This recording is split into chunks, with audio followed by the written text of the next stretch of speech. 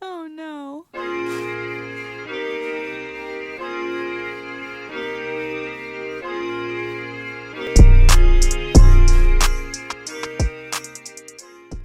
Hey, welcome back to She Will podcast.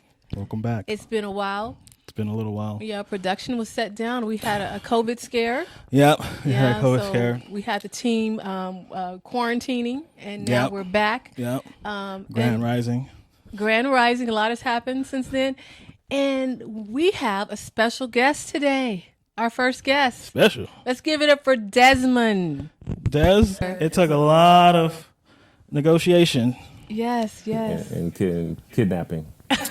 Yeah. I mean, strong arming, all that. That's why we actually have him over there in that corner.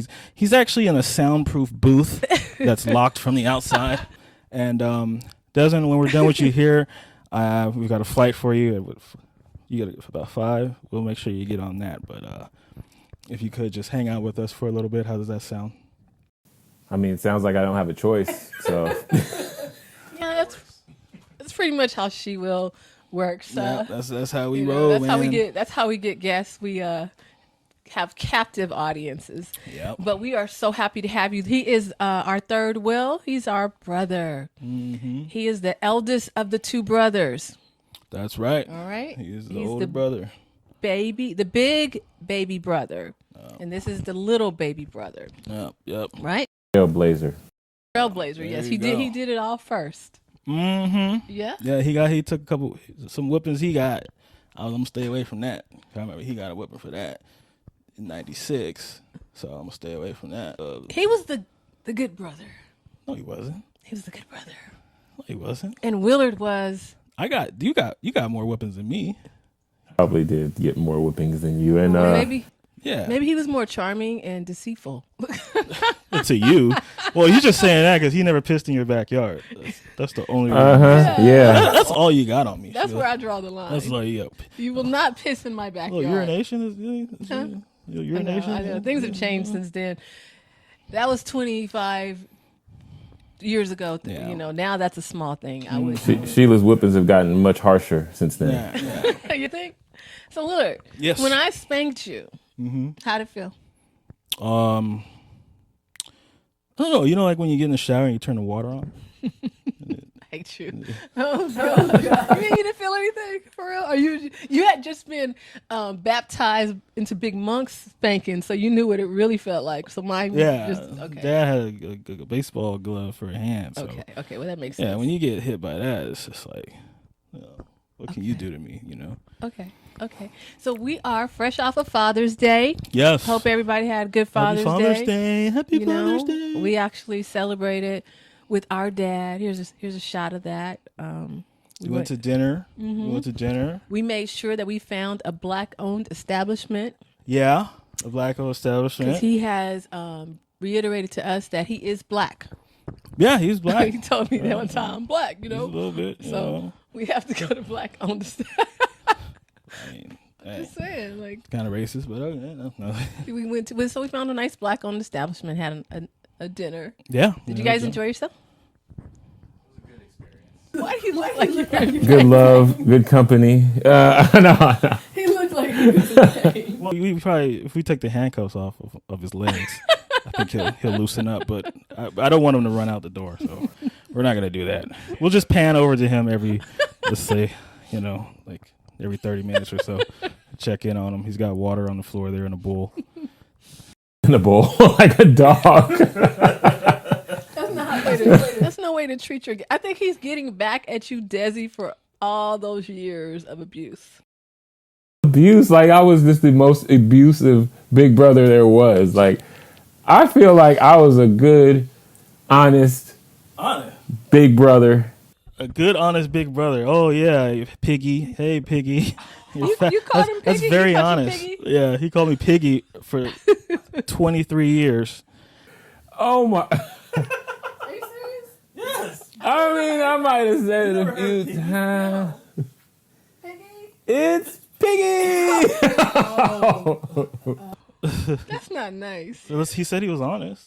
He thought He his used to little make brother a looked like a song. pig. You made a song about it's Piggy. No, it ain't no song. Okay, so I remember you calling and like you were kind of like, I don't know, hiding from him. And you're like, Sheila, this was gonna get me. How did I get? I must have locked myself in dad's I room. think There were several situations where you did something harsh and ran away from the consequences. I beat you in basketball once. You threw the ball at me, ran in the house, locked the door. He hit you with the ball? Well, when you lose and then you just act out of emotion, you throw the ball. But unfortunately, Desmond, he's not gonna let anything like that slide. He's gonna try to whoop your ass. he doesn't let anything. I was half his size, and I was an underdeveloped kid. Did you see the picture I sent you? At the family picture, and you were standing next to Desmond, and you were really short. You saw I was half his size, and that guy's he beat up on you. I mean, that's child abuse. We're a year and 11 months apart. But I got Just because you were like 5 inches shorter. right. Like I got the mom's genes. Mom's not short. Yeah, she is. Okay, she's not short. So that was our Father's Day. We had our nice get together. But it seems that somebody else didn't have such a great Father's Day. Ooh, it's coming Russell out. Simmons. Man, this stuff is coming out. Like this stuff is rolling out like a Zion Williamson escort. Russell Simmons is posting. Kimura's posting. What's the kid's name? Aoki Lee is posting. You know what I found interesting is that there are people who are. Did you notice there are people that are liking it? And what I take, and one of the people that liked it, you may not have noticed, was Pilar Sanders. Pilar Sanders is Deion Sanders' ex-wife. And it seems there's some underlying tension there, too. So I think the people who like it, unfortunately, they kind of are like no, that's true. co-signing. They're co-signing. Well, they're speaking volumes. With I know what it was.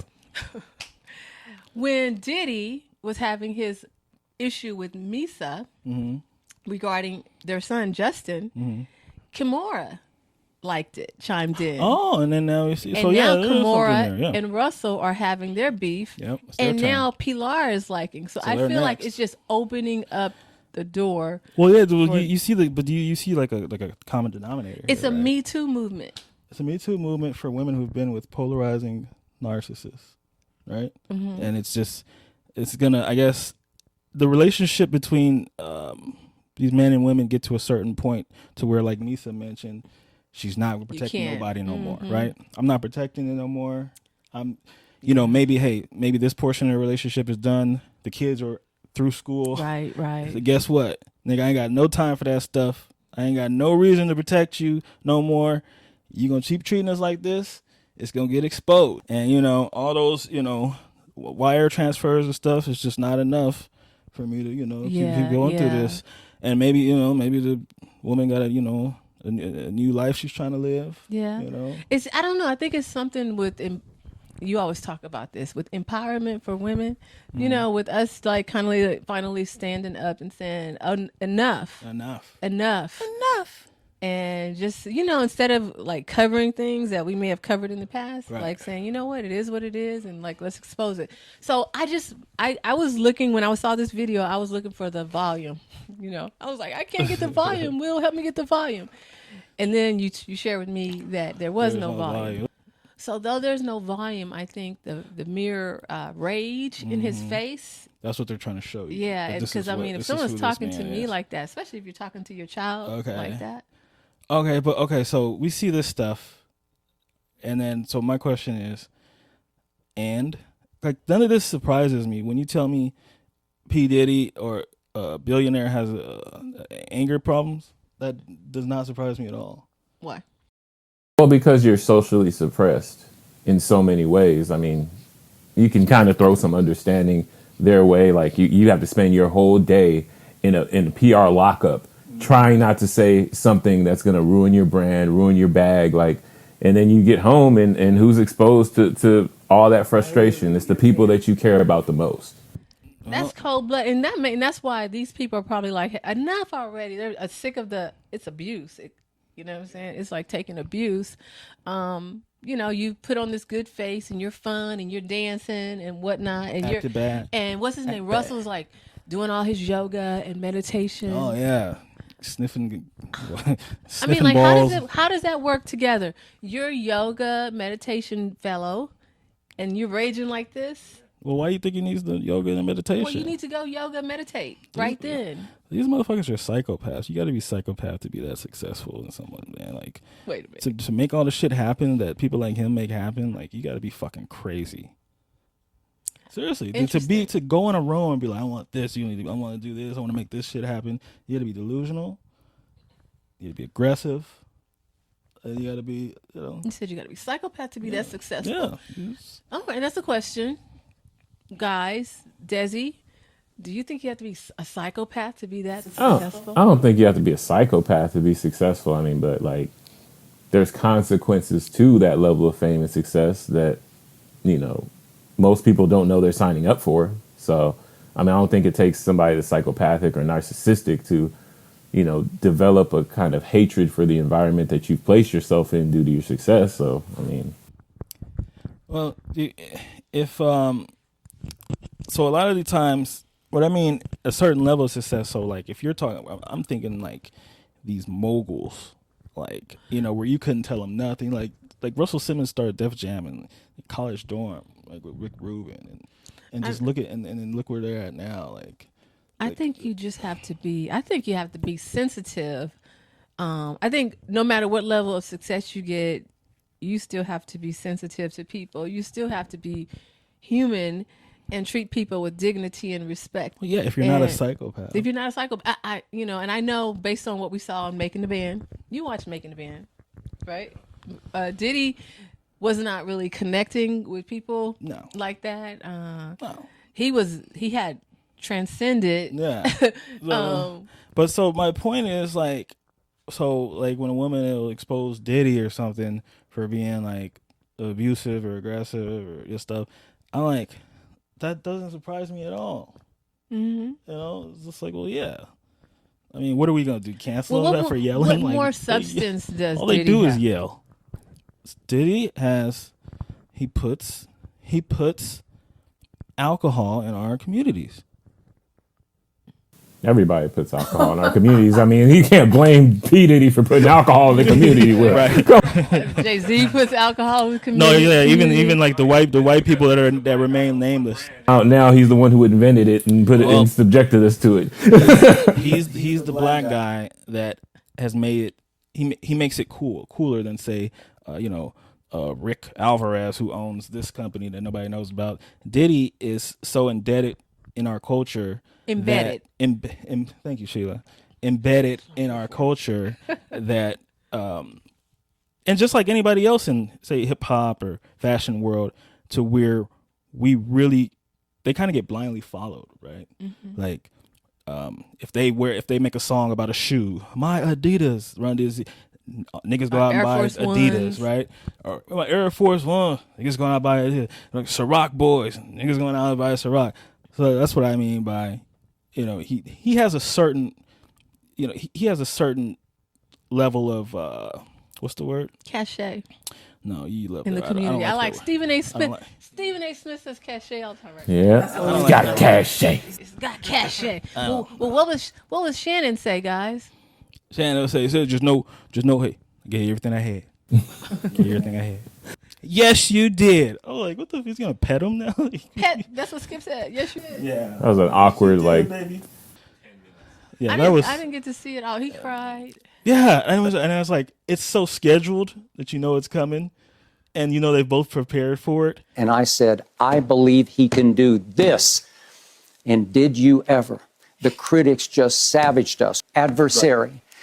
I want to thank you and tell you that I love you for what you have done for me. And Shannon, I'm going to miss our Diet Do bets. You owe me. I was just like, do we really have to do this? You have to prove to everybody you know how to act now. Do you have to? Because I think I have good Skip and Shannon impersonators here. Both of you. Do I have a Skip? Do you have a Skip? I don't have a Skip. You have a Skip? You do it all the time. I have a Skip? I'm sorry. Not Shannon. I'm sorry. Shannon, no. I'll be Skip. Hey, Desmond, that would be dope to have a Skip. How about? I know. Right? Skip. Do you guys even like Skip? You don't like him anymore? Yeah, I just don't like him anymore because once he started kind of making everything about LeBron, and it just became obsessive. I'm like, dude, what's your deal? Right. And nobody wants to hear it anymore. Like you see a lot of his comment sections. People are filled with, oh, really? We're doing LeBron again, dude. Okay. So I'm like, it's cool. You can be an analyst. You can speak on the game, but like, don't make it about one person. Well, he doesn't. He makes it about LeBron, Tom Brady, and the Dallas Cowboys. Yeah. Are there any others? Well, I think what Desmond's saying, what Desmond's saying is that with that act, with the whole LeBron running joke that he had, I think it kind of dumbs him down, like as coming across as an analyst, because in his LeBron act that sells, that does very well, he has to say outrageous stuff that is not even, obviously is not true about LeBron. Like, oh, LeBron's not even, top 10 or whatever, stuff like that. So then it takes away from the points that he makes actually knowing the game and stuff. So but again, shock value. It's shock value. It's all performative. Just like when they parted ways at the end of the show, I'm like, do we really have to do this? Do we really have to have a segment to show everybody that this is an amicable split and that you guys are professional? Everybody knows you guys are professionals. You don't get to do this stuff every day and get paid this much if you're not a professional, especially in cancel culture age.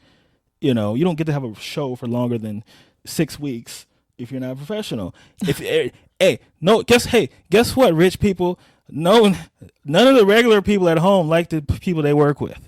Okay, so if there's a rumor or there's a story about you guys not liking each other or not being best friends every day, it's not news to us. You don't have to do this whole performative act of, I gave you the best line. Yes, you did, baby. Yes, you did. You don't have to do that. I like you. We work together, right? Well, you kind of have to like each other. Well, okay, what did Skip say? Skip just said, well, actually, he said, I demand. He said, I asked for you. I wanted you. Yeah. He said, there weren't a lot of guys that. Mm-hmm. There was a short list of people that I wanted, but I really wanted. He really went to bat to bring Shannon on. Right. Which I'm sure. And Shannon said, I thank you for that. Thank you for that, Skip.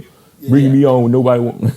Because it's hard. Because that level of a show that they're gonna do, like Skip is coming off of Stephen A. Smith, the best sports show in the country, right? Mm-hmm. So for when Skip went on his own, the person sitting across from him, it could have been, anybody. You're thinking, you don't necessarily think like a retired tight end. Like, he could have got somebody in media. He could have got somebody in Hollywood. He could have got somebody, So Shannon talks how he talks, right?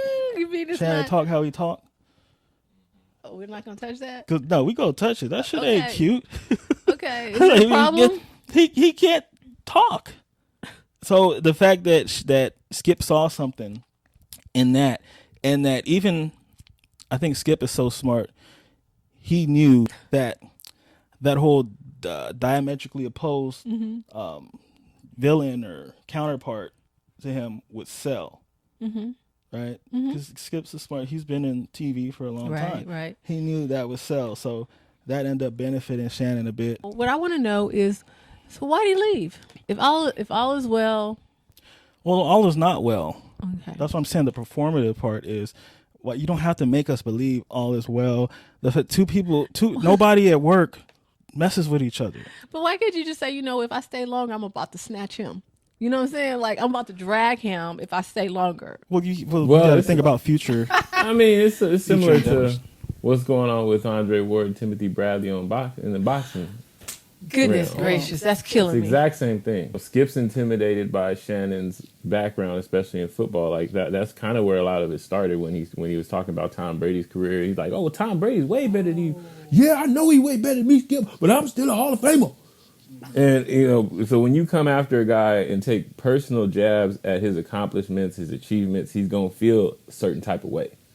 So what I want to know is why Shannon feels he's exempt from that, because they're coworkers. Well, because most of the topics they're talking about are what's going on in the sport right now. Shannon's media now. He's not an athlete anymore. Skip's not giving Shannon that respect. It's all about respect. We all know that Tom Brady is better than Shannon. That doesn't even need to be said. Yeah, Like well, that's not even a comparison. Well, I said that. Like that's weird. That's like saying that's like if I said, "Hey, Sheila, you know, Beyonce's a better like, singer than me." right? It doesn't Yeah, need like, to be said. He said I sing like Cheryl Miller. I just can't get ready for that. I mean, Yeah, I mean, she still works with me. Yeah. So I'm just like, I mean, well, I guess she didn't, go through the Hall of Fame and do all this football stuff and that male ego and all that stuff. So whatever. But I refuse to believe that was that big of a deal to Shannon. Well, it wasn't the one there. I mean, there's of course, but that's where people said, okay, this is kind of where, you know how you look back on like harsh moments. They're like, okay, maybe this was it. So somebody posts that whole exchange, and they're like, this is probably where it started. So the speculation is where, okay, that this might have happened, but they could have had tension before that. Okay, or yeah, before that, and when you say something like that, I like, oh, that really set me up because I already feel like you don't respect me right. as a media personality here or sitting in front of you. But so because I don't think that was that bad, so it must be just It's probably stuff that's built up over time. Yeah, he probably walking around with that "I made you" energy. right Because that's what I'm getting from what you said. I wanted you. It really sounds, I want to say like you're my, that's what it sounds like to me. Like I wanted you. I went to bat for you. And But Shannon talk about that more than Skip. really? Yeah, Skip Bayless, that man went bad for me. I've heard him say that before. Well, that's good to say in front of the cameras for PR purposes. Right. I mean, Right. I don't think it's necessarily because he wants to say it. And then he said it again at the last show. Why you gotta say it at the last show? Like I don't know. Weird. I know. Just say You bye. better go find somebody else. Yeah. Who go find. But Desi, you said something interesting because it bothers me a lot when the Son of God and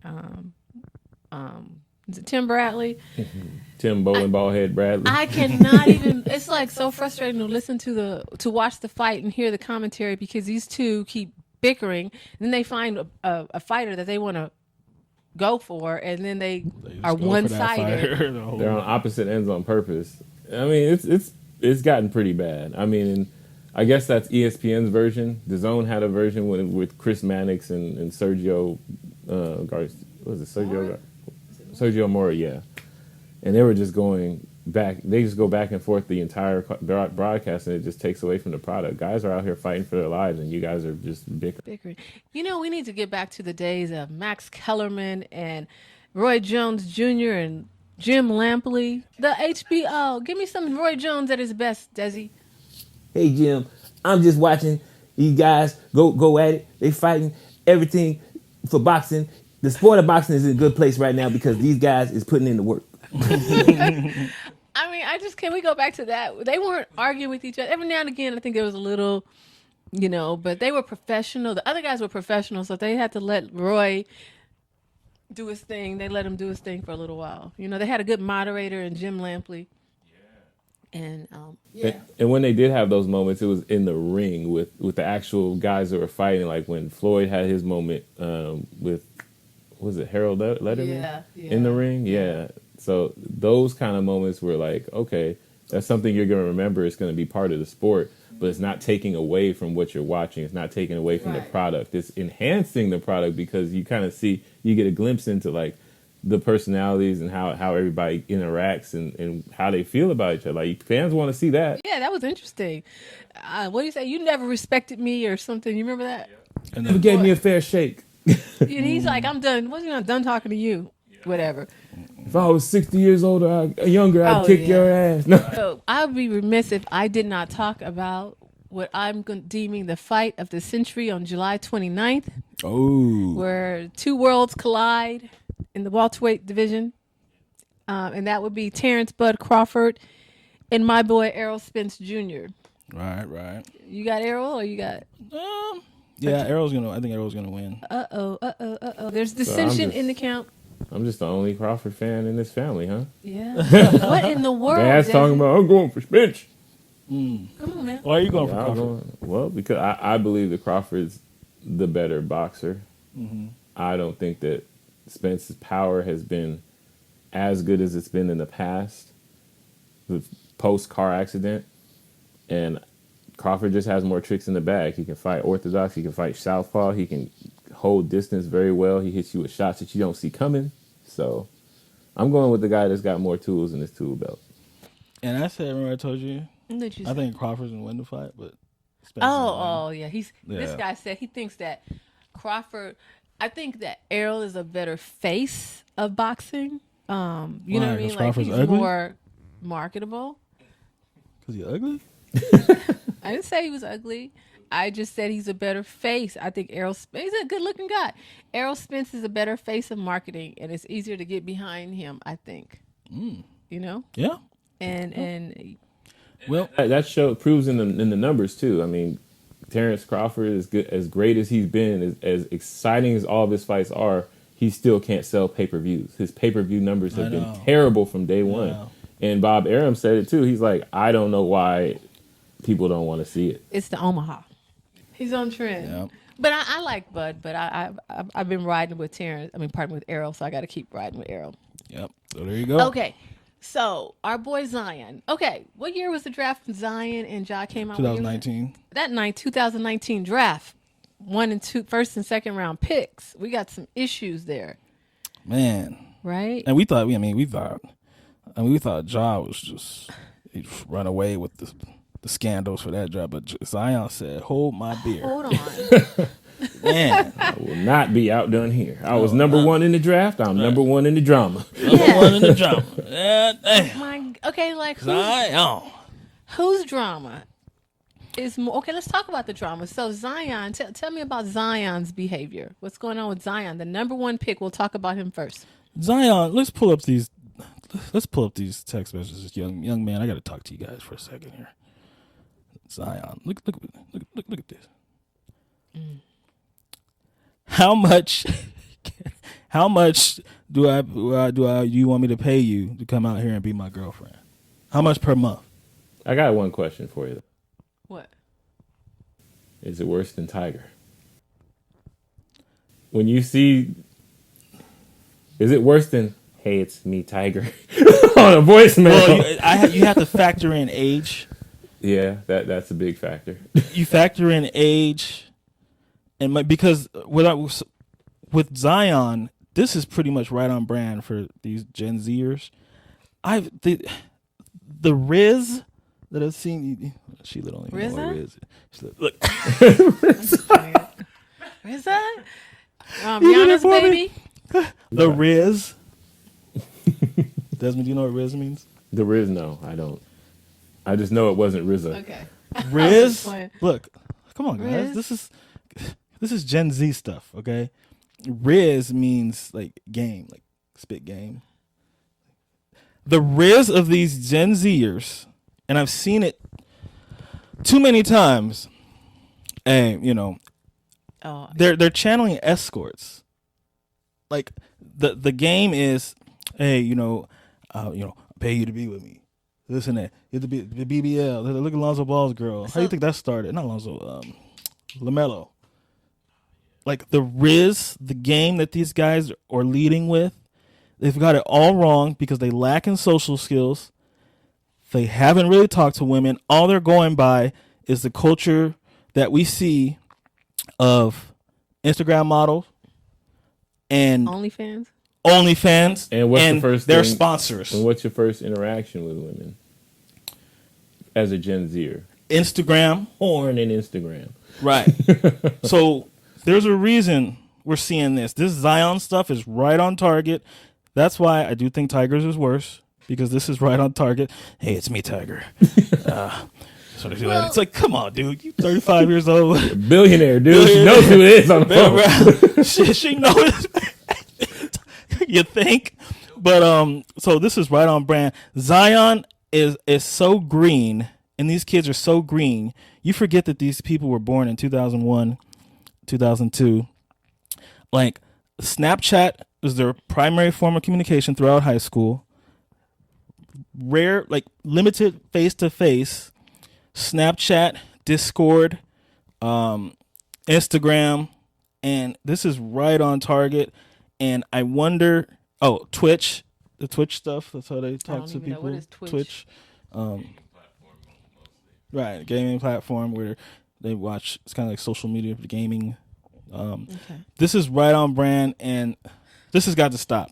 These kids are seeing, so they're seeing this generation of sponsors. They're seeing these girls with the Instagram, these girls with the Instagram models with the BBLs on the boat. Somebody sponsoring that. They think that is normal behavior. That's how you act courting when a woman. When you make it, that's how you act. When you make it, that's how you act. That's the type of woman who is girlfriend material. What they don't know is them hoes ain't nobody girlfriend. Them hoes being sponsored. That's why you have to train your son as a mother. You got to tell him no. I gotta take her to Mr. Chow. I gotta no. But Lonzo Ball was at Mr. Chow. No. No. You have to teach them what a quality woman is, so they don't bring that stuff home. You got to do the test like we used to do millennials. What was that? The Burger King test. She'll go with me there. She'll go with me anywhere. Was that you guys? She can have it her way there. Right. Right? Was that your test? Yeah, it was, that was not much, but that's like a known thing. Like, guys used to test the girls first, test the waters first, make sure, I don't really agree with, like, even to the point where they're like not playing for the first date. That's just retarded. That's just corny. I mean, as a test, like if you, young man, if you test the girl, if you take her out on a first date and just make sure she's not a gold digger or whatever, you make her pay half of the bill the first time. That's gonna be the last date. Like let's get that. Let's get that out. No tests. Yeah, no tests. I'm not here for the test. But no eventually, sponsoring. I found like even me, after so long, I'd be like, let me chip in. I may regret that now, but I did. Like, okay, you've done enough. Yeah. You've done enough. Like, I could take. It's a good sign. That's a separator. Yeah, that's somebody that shows a willingness to want to work with you. Yeah. So if you have somebody that's just a taker across from you, anybody can just take. Yeah. So what makes you different? I felt like when Gerald and I were dating, he took me out a lot of times, and I remember like, I'll get this one. We go to lunch or whatever. So, but you say you regret that now? I don't know. I mean, you're like, I shouldn't have. I don't know. I mean, that's how I felt, because I always felt I felt like I was a quality woman, and I didn't need just to have somebody take care of me. And I wanted to show that, I'm not going to have them pay. I'm not going to pay for our first date or whatever, but I'm like, if we're a few into this, I understand this gets really expensive. If you're seeing everybody every day and you're going out to eat every day, that gets very costly. Yeah. And when we're young, we don't have it like that. So I try to do my... I want to do my share. You remember what Eddie Murphy said in Raw? I want to do my share. Yeah. No, that's good. That's good you did, because I think, like Desmond said, that is a separator, and that might, you do that. Hell, I mean, a guy might be more, subject to commit to you, in a way that he hasn't necessarily committed to people before you. Yeah, because how many times has a guy said, "Okay, I gotta let this one go because I can't afford to maintain this relationship." Is that often? Yeah, especially for most men. Like most, they don't have it. Like everybody always talks about the people that actually have the resources to pay for all the dates. It's like, okay, yeah, but most men don't. So it's like if you're going this place, that place, the other place, and you still want to go here, there, and everywhere, that's a part of the calculus. Okay, can I afford this one?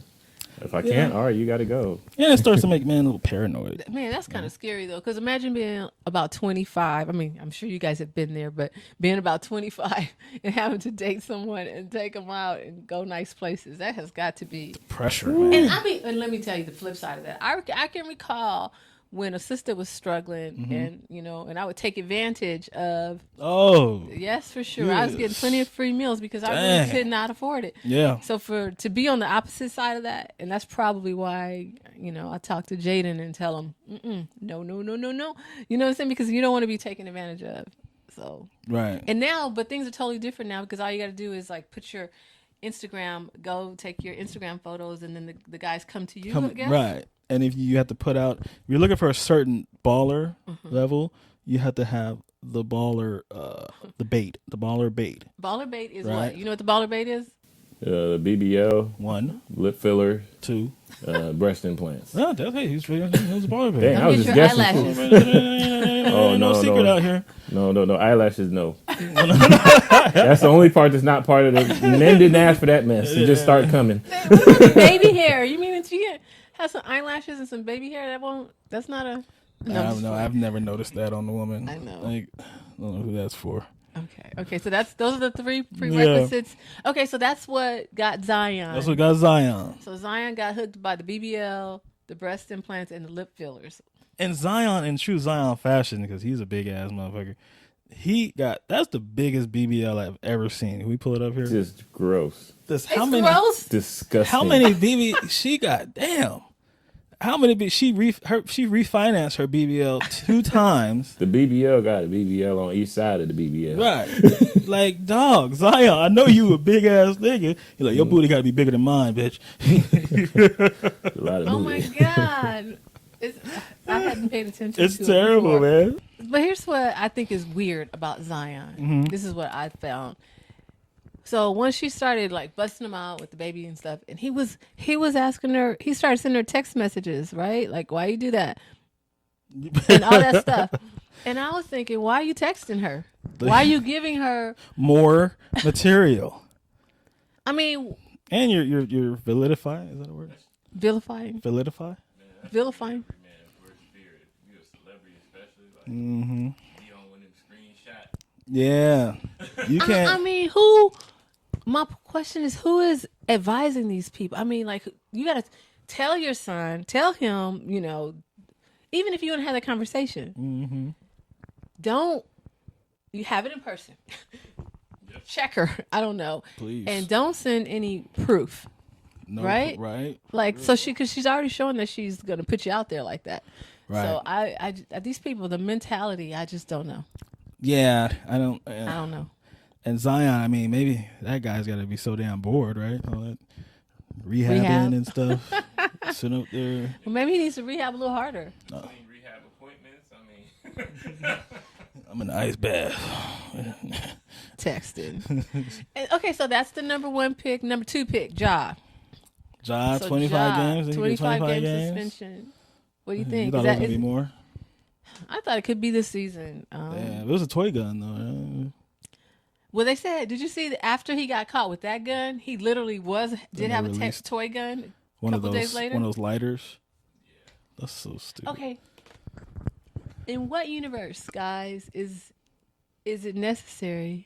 Yeah, but if it's so, the defense is so after that they released it like bam, toy gun, got you.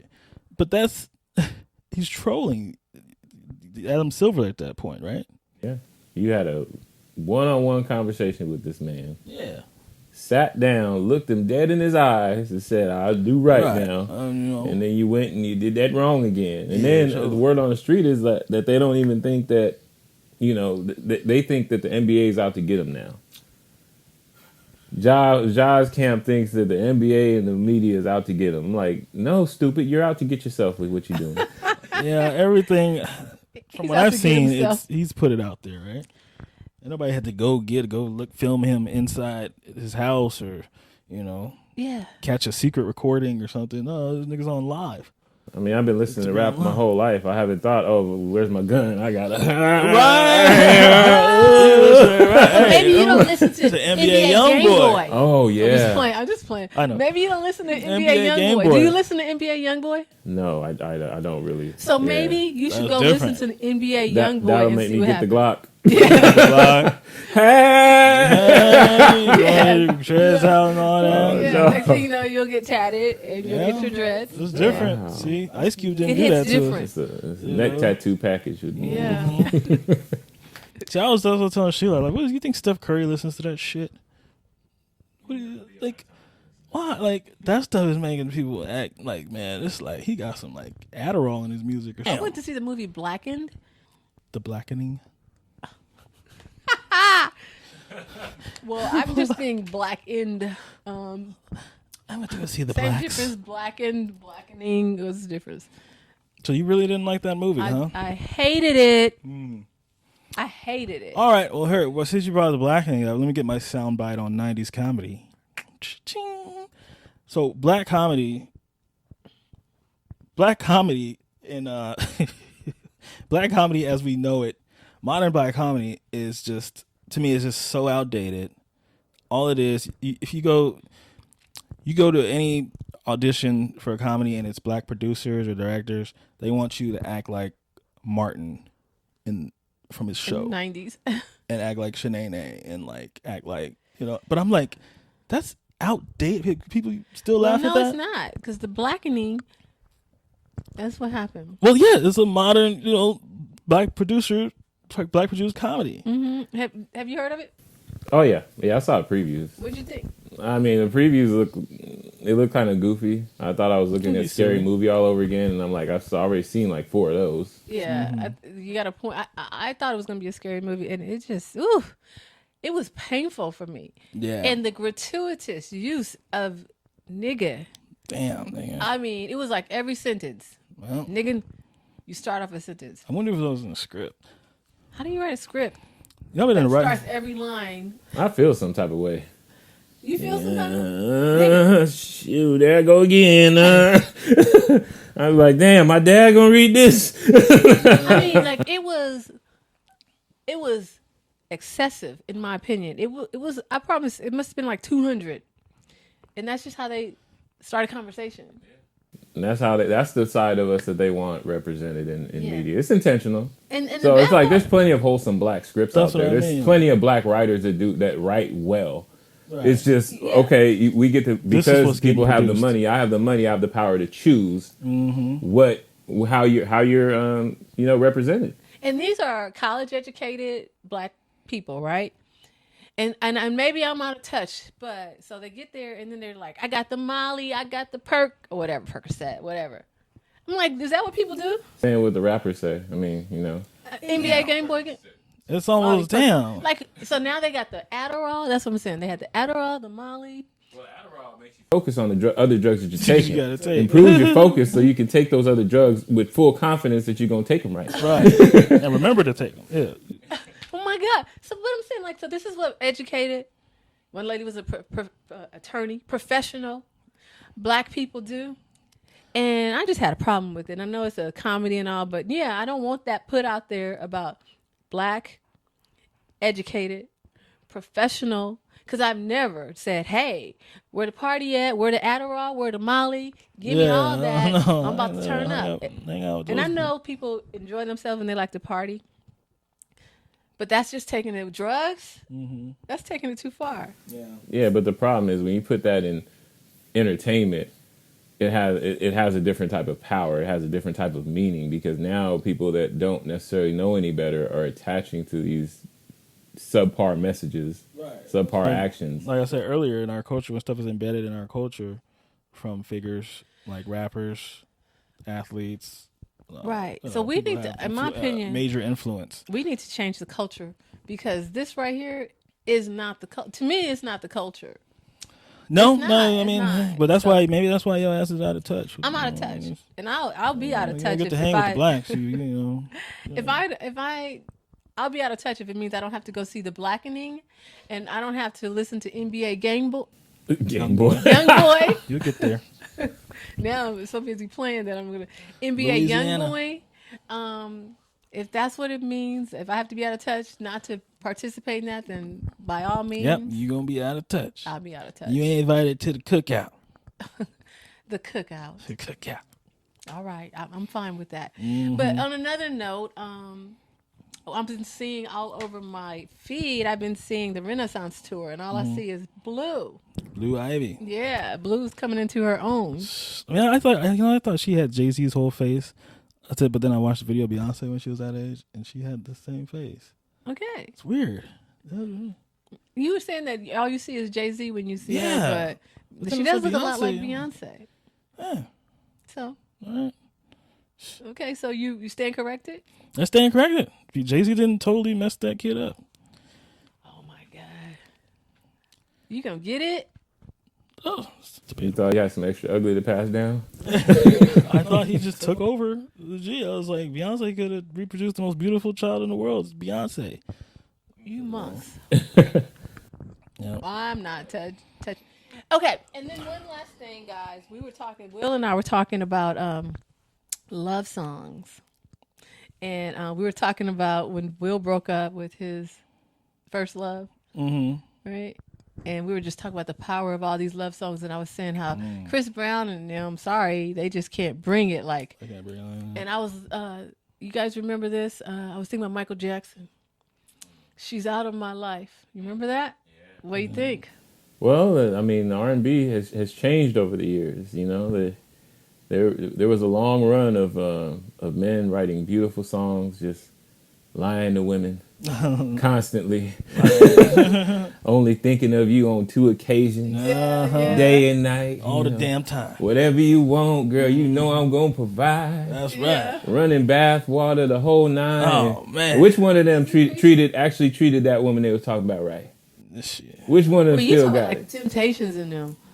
No, he's going all the way down the line. No, I brought You think Babyface in them? You think Babyface didn't treat him right? Just because he didn't treat Anita Baker right, don't mean. I don't know. R&B singers got a bad reputation. They was lying. Because them niggas wasn't staying. Genuine, my whole life has changed.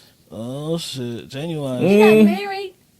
He was. And he fell off the stage. Genuine been single for a long time. Really? Yeah. I mean, he tried it. I remember when he tried it. Well, I think in that age, what we're talking about is a lot of songs were presented to artists were already constructed by, say, like a songwriting team, like Jimmy Jam, Terry Lewis, Brian Michael Cox, presented to artists, and artists just sing it.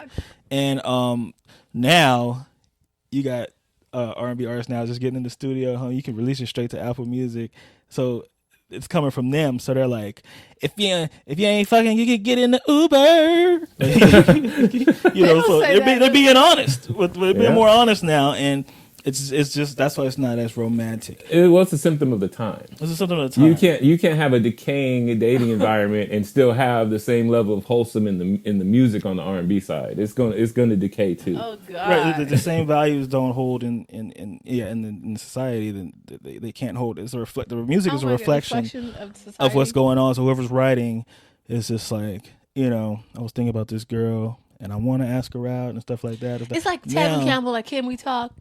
Right, stuff like that. But now it's like slide, go down in the DMs, you talk about stuff like, so it's a reflection of what's going on. Jesus. And I don't think that we're going to see quality R&B for a long time. Well, I don't even know where this started though. Because it's like, okay, you think about what was the first song or group of songs that came out where everybody was like, oh yeah, I'm attached to this now. No, I think about that now. Yeah, I know. I think about that quite often. I keep going back to 2013, 14. It had to be around then. I don't know if I want to necessarily blame somebody in particular. If I had to think of somebody to blame, in 2013. No. Okay. I thought it was a party R&B. I thought the party R&B era was kind of a good part to say, because you had a lot of different R&B songs that started getting into the clubs. Yeah. Usher's popped in the clubs. Yeah. Bottoms Up popped in the clubs. Right. And then you had a bunch of like different like party songs. So now it's getting a little more casual, a little more casual. And then who takes it a step further? That? Right. So I'm thinking around the 2013, 14. I think it was before that. I think it was the same time when we were doing the what's his name? Shake It Fast. What's his name? That was mystical. No. That was still rap. Rap. Rap was always allowed to be that. No, but I think at the same time that's when music took the wrong. No, because at downtime that's the same year like 8701 came out, Music Soul Child, and all. It was a good R&B was good still in a the good 2000s, in the 2005, 2007s. Like it was good, but something about no. Where'd it go wrong? R&B Daz. Where'd it go wrong? I'm not gonna say Bryson Tiller. Trap Soul did change. It R&B changed though. It did. But if his message is not necessarily, he had a great album. Yeah. But if you start singing on trap beats, it's only a matter of time before trap go trap. Yeah. So while his album that album was very good, it was multidimensional. He covered a lot of different topics that people really deal with. The other guys don't have that type of pen. But they like what he did, with the trap. The sound. Mm-hmm. The signature sound. Dude, can we blame Chris Brown? Yeah. Can we blame? Dude, think about it. Think about it. The mixtape. Who was the first R&B nigga to put out mixtapes because they were basically canceled? And the mixtape sounded like rap songs. And then Deuces went viral. And then What song is that? the other shit, the sound, and then Look at Me Now and shit. Look at Me Now was supposed to be a mixtape song. It took off because they're like, oh no, this is good R&B. Oh my god. That was 2012. Is Chris the culprit? Chris Brown, and everybody wanted to be like Chris Oh my Brown. gosh. And so if his content is sounding a certain way, That's going a the certain turning direction, point. that's the direction we got to go in. I never thought it. Yeah, he's a Wow. generational. It's like when Steph Curry came in with The the three. generational curse. Because everybody was acting. That's the thing. Everybody was acting like they were so off of Chris Brown at that time. Yeah. Black folks say one thing and then we go and do another. No, you beat me out. We not dealing with you right now. Deuces come out. Well, I guess the music's still good. Yeah. We can separate the art. Well, the artist, yeah. Yeah. He said all the bullshit's for the birds. Chris Brown. So we might be Chris Brown because everybody wanted to be like Chris Brown, and he was one of those artists that was so big. There was people coming in under, like how Michael Jackson, the artist started trying to dress like and dance like Michael Jackson, right? And then I remember in Chris Brown's in his run about 2011, 2012. The kids that would come out like, oh, the next Chris Brown, he might be the next Chris Brown. You had those next, like Michael Jackson, Bobby Brown had like people were like the next Bobby Brown, next Bobby Brown. I don't know if anybody said it would be the next Usher, but this goes to how unique Usher was as an artist. You never really heard anybody say next Usher, next Usher. Right. There is no next. Nobody wanted that smoke with Usher's talent. No. And I will say this. Tell me if you agree. Usher is the only. This is why I think Usher's a GOAT. He's the only R&B artist that came out and was successful that wasn't trying to be like Michael. That didn't dance like Michael Jackson. I don't know. Do Early in Michael Usher's Jackson career, style. he did dance. He was doing dance stuff. I mean, Like Michael Jackson. think he was No, I dancing? said dance. Do Michael Jackson's dances. oh, okay. Think about Usher videos and his iconic. He set up his own iconic dances, right? Like in The Yam slide, the slide glide. Yeah, when he the- brought the Skechers out and they, you don't have The to call sketches and you video. don't have to call. The handstand. He created iconic dance moments like Michael Jackson did, but he did not do Michael Jackson's dances like Chris Brown and the hundreds of others that came after Michael Jackson. Okay. And the pressure to be, if that's how you want to be, you got to be like Michael Jackson. So that's why I love Usher so much. But Yeah, we all love it. We all love Usher. because even Chris Brown, people came out crumping and stuff, so people were trying to be like Chris yeah. Brown. Yeah. Hey, So I think did that's what you changed. guys see? This was the funniest thing. It was they showed Bobby Brown dancing and Mary J. Blige dancing, and they said when Auntie and Uncle They were dancing dance together? off at a cook-off, they weren't dancing together. Oh, they just got side they by were sides. getting their groove on. I didn't see it, but I could imagine how bad it was because I saw something equally as bad. What? I saw Aaron Hall in concert, Oh, and I can't believe how bad that man looks now. damn. He used kept to his be- body right. But his Oh, face, His face is like 90. But the body's right. That's. I think I saw they were No, they were singing with Guy, right? I think I think so. I don't know if he was singing with God. I couldn't hear what he was singing. I just saw him, and I was like, "That's Who's not." that? I'm like, "Who's that? He sounds good. Who is he?" And I'm like, "That's not. No, it's not." And I had to Google search it. Oh, Really? yeah. Is that bad? The struggle is real, y'all. Yeah. The struggle is real. But I want to say thank you to our special guest. Yeah, Desmond's got to go here. He's got He's got a plane. he got a plane to catch. Release him from Or that finish- box over there. Yeah. We appreciate you. You I'll look go like you got get a little the more key. comfortable. Yeah, For a little take me out. Yeah, he was a little bit. Yeah, she was he had to try to get Desmond on the She Will podcast. Yeah. She was trying to book on. I was like, if you can't book Desmond, I was you like, can't if I book your own brother. Desi, my You God. just- I don't know, man. We gotta have to go. Shut this thing down or something. No, we gotta have to start going a different direction here. you Yeah, know? I'm gonna have to start. Maybe get a BBL or something, Oh, baby. so we can get some guests. I don't know, Right? but praise the Lord, I don't have to get a BBL. I don't have to get a BBL. We getting flued out to do the show from Chicago this week. Baddie alert. Baddie alert. Baddie alert. Baddie I'm alert. so happy. Hashtag Baddie alert. We did it. Yep. So that's that. We got Desmond out. Oh, are we gonna race? Are we gonna go race? You gonna race? Said you were scared, so.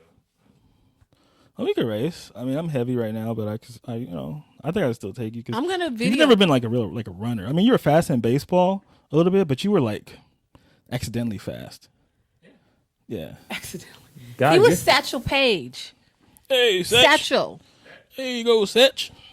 Satchel. That's Steal what bases. Did you steal bases? Yeah, hell yeah, still a lot of bases. That was his thing. Really? Hell yeah. Pitchers used to they used to throw it back at me all the time. That's why jersey was always dirty. Jersey was always dirty because they throw at me all the time. To run?